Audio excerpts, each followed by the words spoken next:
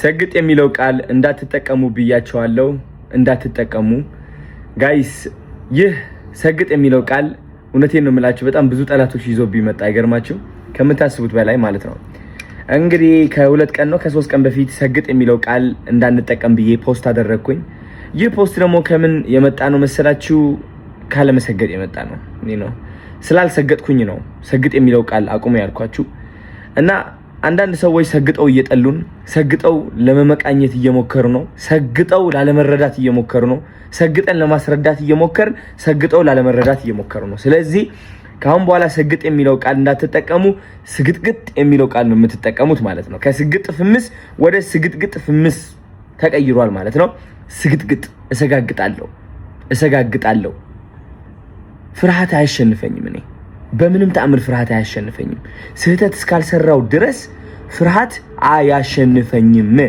ለዓላማዬ ምሞት ሰው ነኝ ለዓላማዬ እውነት ምቆም ሰው ነኝ እኔ መሰገጥ ማለት ይህ ነው ለዓላማ ቁም ብዬ እየመከርኩኝ እያለ እንዴት ከዓላማዬ ይርቃለሁ እኔ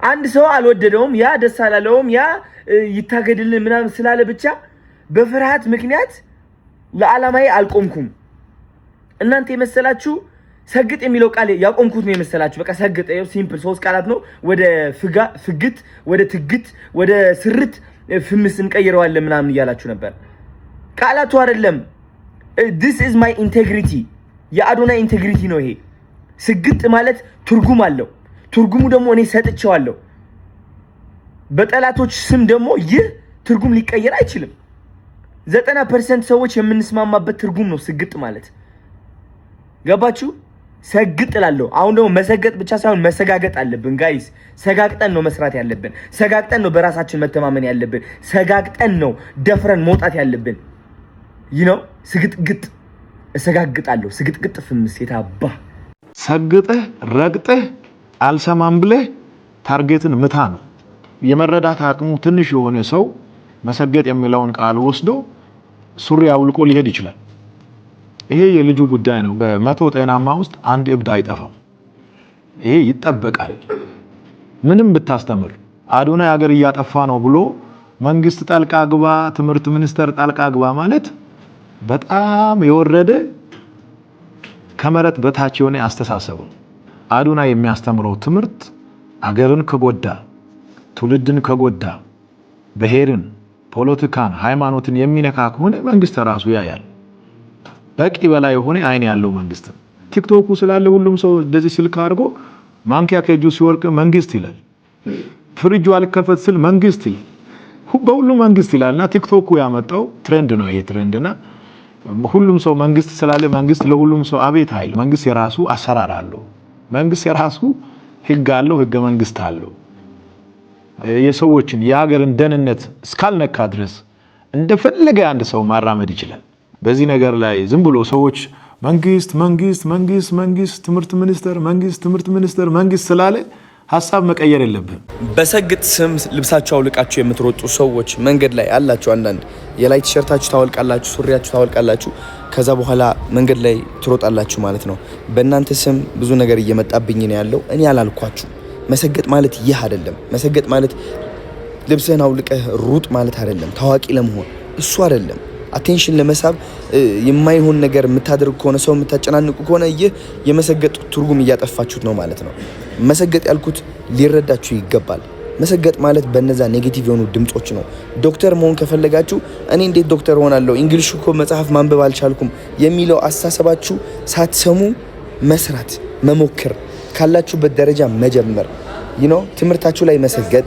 ስራችሁ ላይ መሰገጥ በቃ ይህ ማለት ነው ከዚህ በላይ ምንም ነገር የለም ስለዚህ ሐሳቡን አትቀያይሩት ልብሳችሁ አውልቃችሁ የምትሮጡ ሰዎች እንግዲህ ከኔ ጋር አትያያዙም እኔ ደግሞ ልብሳችሁ አውልቃችሁ ሩጡ አላልኩም መያያዝም አልፈልግም ሰማችሁኝ አይደለ መሰገጥ ማለት እዚህ ውስጥ ነው ጋይስ መበርታት ማለት ነው ለዓላማ መቆም ማለት ነው በእኔ መናጽር ቃሉ በጣም ተመችቶኛል በጣም ነው የተመቸኝ እንደውም አንተ አሁን መሰገጥ ነው ያልኳለ መሰጋገጥ ነው ያለብህ መሰገጥን እንደውም ትተ መሰጋገጥ ነው ያለብህ አዲስ ቃል እየጠበቁ ነው አሁን እንግዲህ ስግጥግጥ ፍምስ እንለዋለን ስግጥግጥ በቃ ስግጥግጥ ፍምስ ስግጥ አንዴ ይረግጣል ስግጥግጥ ግን 3 ነው የሚረግጠው።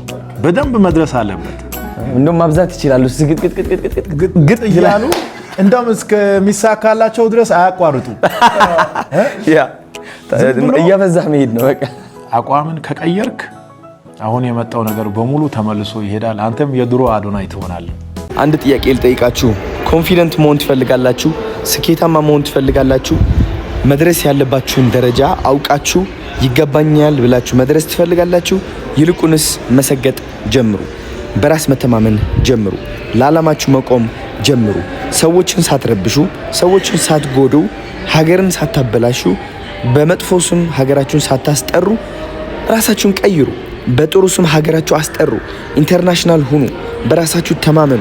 የኢትዮጵያ ዘፋኝ ብቻ ነው መሆን የምችለው ብላችሁ ከምታምኑ ሰግጣችሁ ዓለም ላይ ታዋቂ ዘፋኝ መሆን እችላለሁ ብላችሁ እመኑ። 500,000 ፎሎወር መድረስ አልችልም ብላችሁ ካመናችሁ ተሳስታችኋል። 5 ሚሊዮን ፎሎወር ይገባኛል ብላችሁ ሰግጣችሁ መስራት ጀምሩ። አያችሁ፣ መሰገጥ ማለት ጥብቅ አድርጎ ማመን ነው። እግዚአብሔርን ማመን፣ በልብህ መከተል። ሰዎች ምን ይሉኛል እያልክ አለመፍራት። ሰዎች ምን ይሉኛል እያልክ አለመፍራት ማለት ደግሞ ልብስህን አውልቀህ መንገድ ላይ ሩጥ ማለት አይደለም። ለዓላማችሁ መቆም ነው። ለዓላማችሁ መቆም፣ በዓላማችሁ መጽናት ነው። ነገሮችን አለማፍረስ። ማፍረስ ያለባችሁ የድሮ ማንነታችሁ ነው፣ የድሮ እምነታችሁ ነው። ገባችሁ? መሰገጥ በዓለማዊ ዘንድ ከተረዳኸው የፈለግከው መጥፎ ትርጉም መስጠት ትችላለህ። መሰገጥ ግን በመንፈሳዊ ደረጃ ከተረዳኸው ህይወት የሚቀይር ነው። የብዙ ወጣቶች ህይወት እየቀየረ ነው ያለው። ሰግጣችሁ ከመጥፎ አዲክሽን ውጡ። ሰግጣችሁ ነው የምላችሁ።